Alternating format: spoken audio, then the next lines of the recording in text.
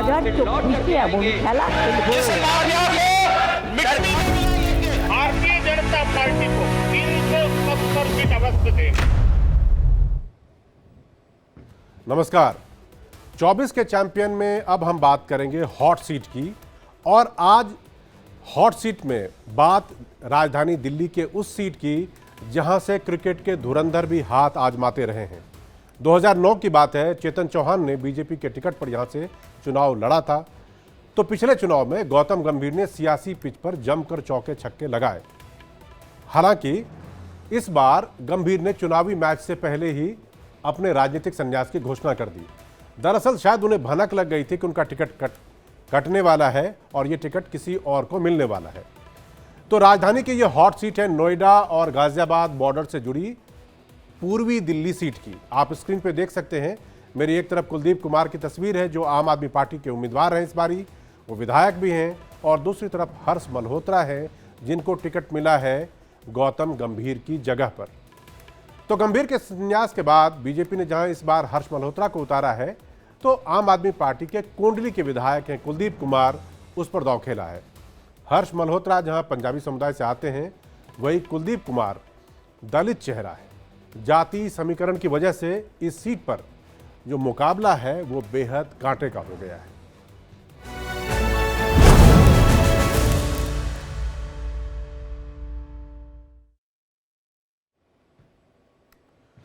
तो हम बात कर रहे हैं पूर्वी दिल्ली सीट पर। तो पूर्वी दिल्ली सीट पर पिछले 10 साल से बीजेपी का कब्जा है। पिछले चुनाव में गौतम गंभीर ने 55% वोट के साथ जबरदस्त जीत दर्ज की थी। इस बार हर्ष मल्होत्रा पर पीएम मोदी की गारंटी पूरी करने की जिम्मेदारी है। वहां हर्ष मल्होत्रा फिर से प्रचंड जीत का दावा कर रहे हैं, तो दूसरी तरफ कांग्रेस का साथ मिलने से आम आदमी पार्टी भी उत्साहित है। क्या है पूर्वी दिल्ली का चुनावी गणित, देखिए इंडिया डेली की ये स्पेशल रिपोर्ट।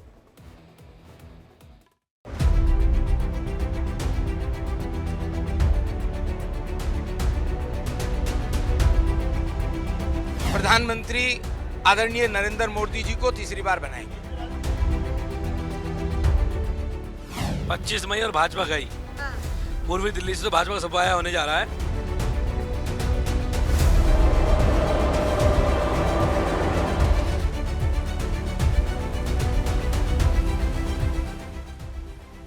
राजधानी दिल्ली का वो लोकसभा क्षेत्र जो हमेशा केंद्र और राज्य की सियासत का सेंटर रहा है, जो दिल्ली के पूर्व डिप्टी सीएम मनीष सिसोदिया का इलाका है, और जहां से पूर्व सीएम शीला दीक्षित भी चुनाव लड़ चुकी हैं। राजधानी की ये हॉट सीट है पूर्वी दिल्ली।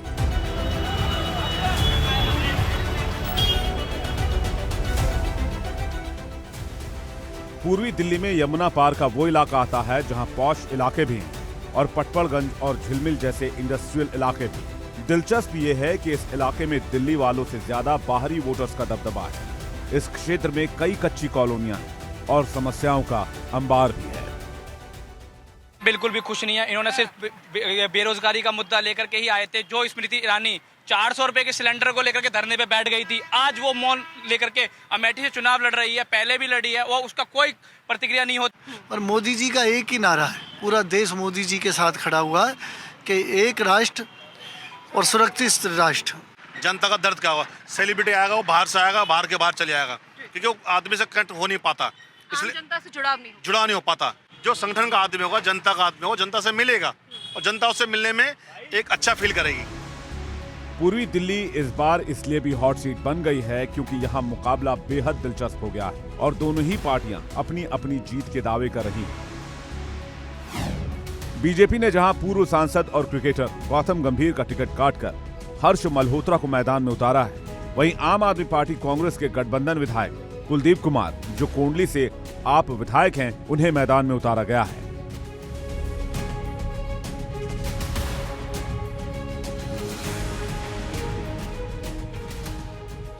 कुलदीप कुमार गरीब परिवार से आते हैं। उनके पिता सफाई कर्मचारी हैं। वो पहले पार्षद बने, फिर विधायक बने और अब केजरीवाल ने उन्हें संसद का टिकट देकर एक बड़ा दांव खेला है। कुलदीप कुमार के सामने हैं हर्ष मल्होत्रा, जिनके इलाके में अच्छी पकड़ है। 2012 में उन्होंने वेलकम कॉलोनी से पार्षद का चुनाव भी जीता था। आम आदमी पार्टी के प्रत्याशी की मैं आपके माध्यम से उनसे पूछना चाहता हूं वो विधायक हैं, उन्होंने अपने क्षेत्र में क्या विकास किया? क्या वहाँ की जनता को साफ पीने का पानी दे पाए? क्या जो बिजली पानी के कम बिलों की बात इन्होंने करी थी, फ्री बिजली पानी की बात करी थी, क्या वो दिल्ली में केजरीवाल जी दे पाए? क्या पूरी दिल्ली के अंदर 500 इन्होंने विद्यालयों की बात की थी, क्या कुलदीप जी अपने विधानसभा क्षेत्र में एक भी नया विद्यालय बना पाए? तो दिल्ली में तो आम आदमी पार्टी तोड़ने जा रही है रिकॉर्ड।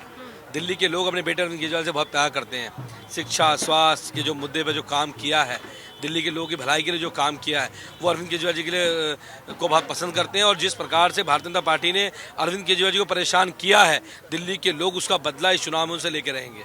देखिए, मुद्दे तो आज इस देश में महंगाई मुद्दा है, बेरोजगारी मुद्दा है, देश के संविधान को बचाना मुद्दा है, तो मुद्दे बहुत सारे हैं। और यहाँ पर तो मुद्दा ये है कि भाजपा ने फिर दोबारा बाहर से उम्मीदवार उतार दिया है, तो अब की बार बाहर वाले की लैंडिंग यहाँ होने नहीं देंगे, उसका पैराशूट यहाँ लैंड नहीं होगा।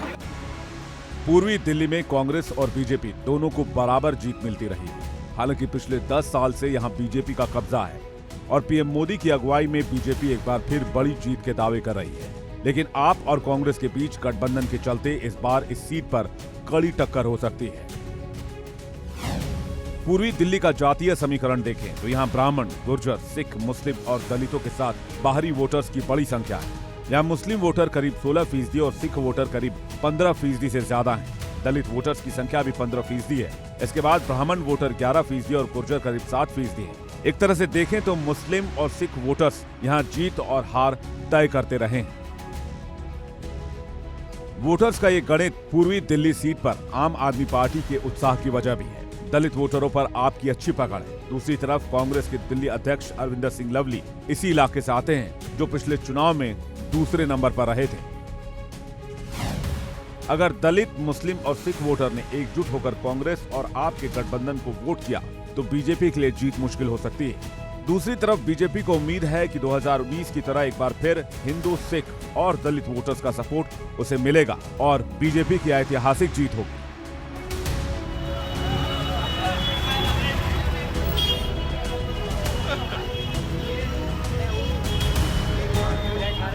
मैंने इतने ये एमपी देखे हैं, ये गंभीर एमपी अपनी जगह बिल्कुल ठीक है। वो भी चोर उनको गालियां दे दे के आम आदमी पार्टी सत्ता में आई और आज उनके साथ ही हाथ मिला लिया, तो इससे पब्लिक का भला तो होना नहीं है।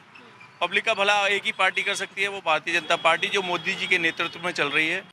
मोदी जी ने लागू की, लेकिन यहाँ के 90% लोग पीएम उदय की स्कीम के अंदर लाभान्वित नहीं हो पा रहे। इतनी गलत स्कीम है वो, डीडीए काम ही करी।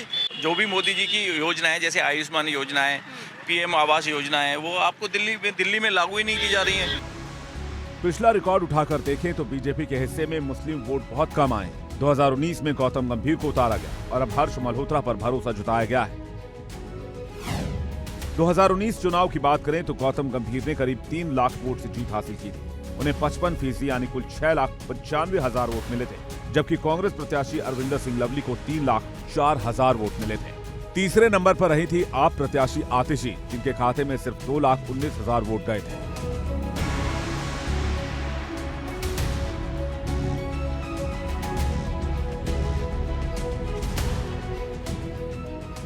इंडिया गठबंधन जो है वो देश के लोगों की उम्मीद है और वो उम्मीदों के साथ आगे बढ़ रहा है। और मुझे लगता है कि अब की बार जैसे अटल बिहारी वाजपेयी हुआ था ना, शाइनिंग इंडिया का नारा था, लेकिन हुआ क्या, खुश हो गया, वो वाला ही हाल होगा। 5 लाख रुपए का आयुष्मान भारत योजना जो प्रधानमंत्री मोदी जी की पूरे देश में लागू है, दिल्ली में लागू नहीं है। क्यों नहीं है? क्योंकि केजरीवाल साहब ये करना नहीं चाहते हैं। ये उनके ख्याली पुलाव है, ये बनाते रहे, ये उन्हीं को मुबारक है।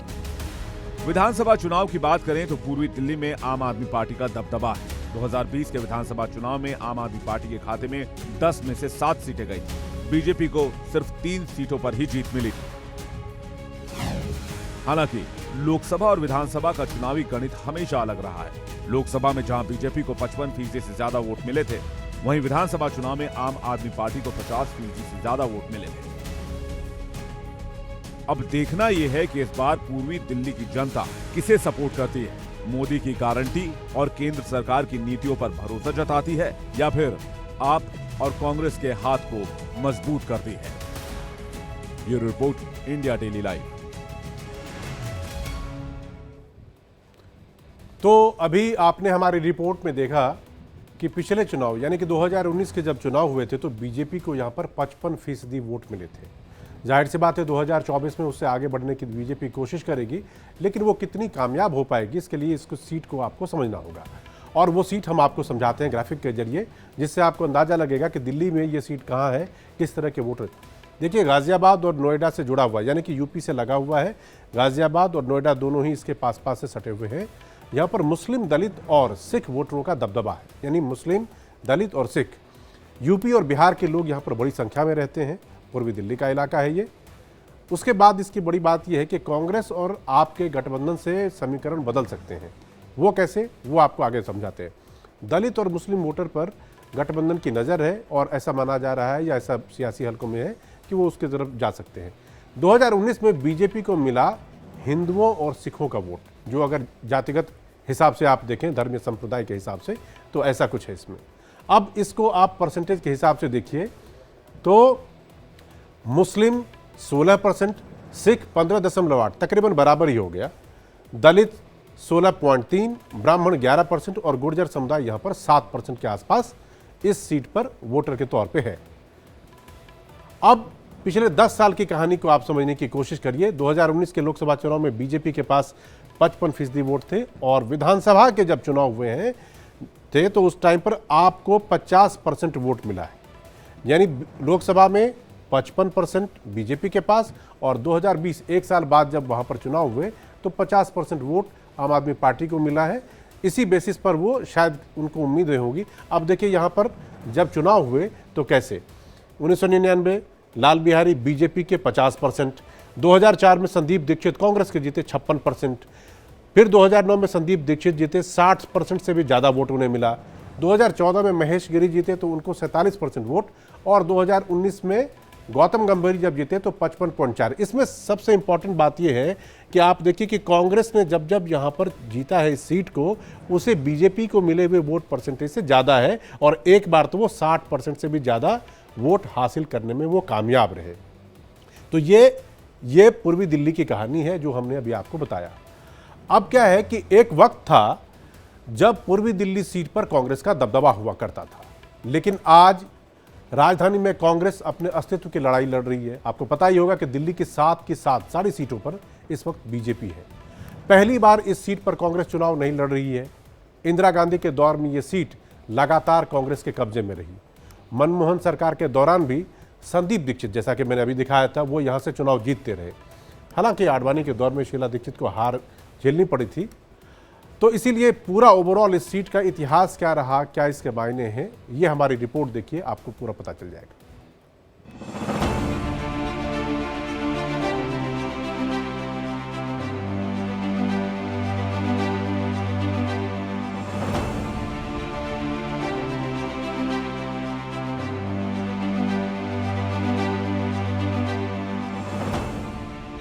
राजधानी दिल्ली का वो संसदीय क्षेत्र जो गाजियाबाद और नोएडा से घिरा हुआ है, जहां विवेक विहार, प्रीत विहार और न्यू फ्रेंड्स कॉलोनी जैसे पॉश इलाके हैं और त्रिलोकपुरी, कल्याणपुरी, खिचड़ीपुर और शाहीन बाग, ओखला जैसे जेजे क्लस्टर भी हैं।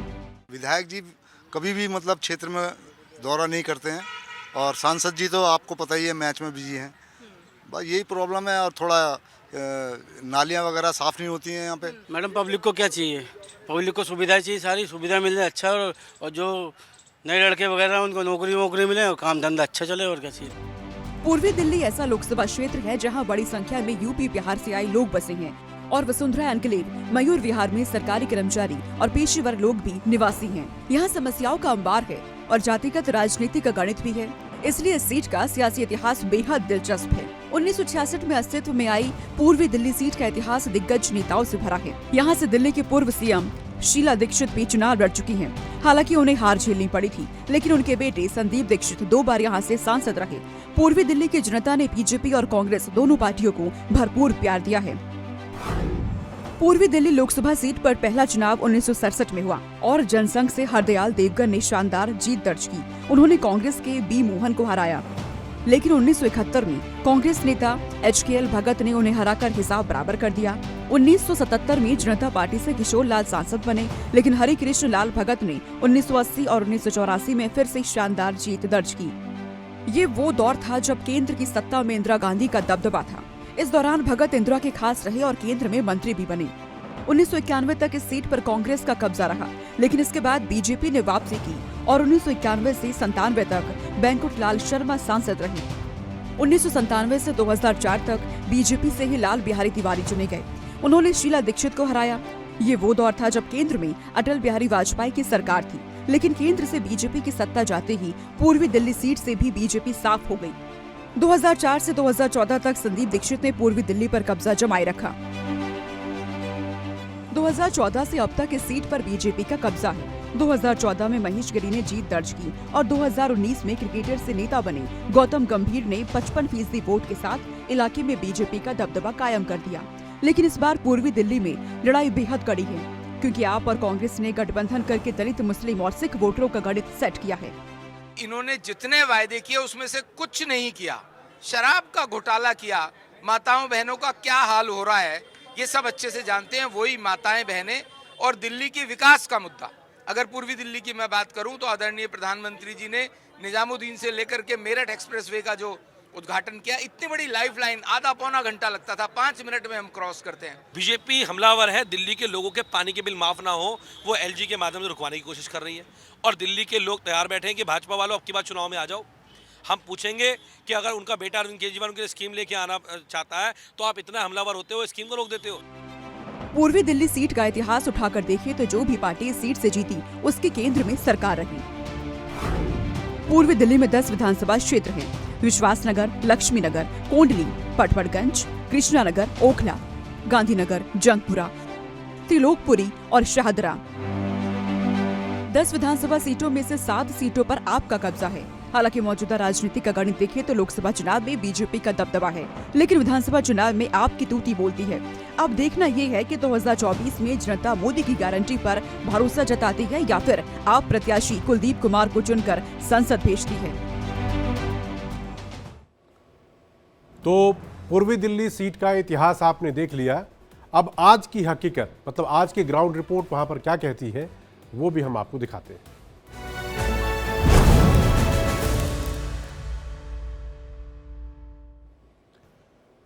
पूर्वी दिल्ली का सियासी समीकरण क्या है, आपने सांसद से वहाँ के लोग क्या चाहते हैं, चाहे वो मजदूर तबका हो, कारोबारी हो, कर्मचारी हो, उनकी समस्या क्या है, इस सारी चीज़ों को जानने के लिए हमारी संवाददाता अपूर्वा श्री वहाँ के अलग अलग इलाकों में गई और उन्होंने ये रिपोर्ट आपके लिए भेजी है। चुनावी सरगर्मियां अब लगातार बढ़ती चली जा रही हैं। सभी पार्टियां एड़ी चोटी का जोर लगा रही है, लेकिन इंडिया डेली लाइव सड़कों पर उतरा है ये जानने के लिए कि आखिर वो कौन कौन से मुद्दे जनता के रहने वाले हैं जिन मुद्दों को लेकर वो वोट दे। आखिर वो कैसा प्रतिनिधि चाहते हैं, आखिर वो कैसा सांसद चाहते हैं, वो कैसा विधायक चाहते हैं जो उनके लिए काम करे, जो जमीनी स्तर से जुड़ा हुआ हो। और इसी चीज के लिए, यही तमाम सवालों के जवाब जानने के लिए हम इस वक्त पहुंचे हैं और यहाँ कुछ लोग हमारे साथ हैं जिनसे हम जानते हैं कि आखिर उनके मन में क्या विचार है। प्रत्याशी को अगर वोट देना है तो क्यों देना है। फिलहाल बीजेपी ने तो पूर्वी दिल्ली से अपने प्रत्याशियों को नहीं उतारा है, लेकिन आम आदमी पार्टी की तरफ से कुलदीप कुमार है। तो अगर कुलदीप कुमार लोगों की पसंद है तो क्यों है, ये बड़ा सवाल है। क्या लगता है पूर्वी दिल्ली की बागडोर संभाल सकते हैं वो? हाँ, संभाल लेंगे। संभाल लेंगे। मौका देना चाहते हैं? अब देखो किसको मौका मिलता है। क्या कहना चाहेंगे, आम आदमी पार्टी ने कुलदीप कुमार को उतारा है, मौका देना चाहते हैं? मौका क्या, हम तो जो चाहते हैं कोई ओबीसी प्रधानमंत्री बनना चाहिए। ओबीसी? बिल्कुल। प्रधानमंत्री इस बार भी लग रहा है कि नरेंद्र मोदी ही बनेंगे। वो तो बनने ही बनने, उन्हें तो कोई रोकने वाला है ही नहीं।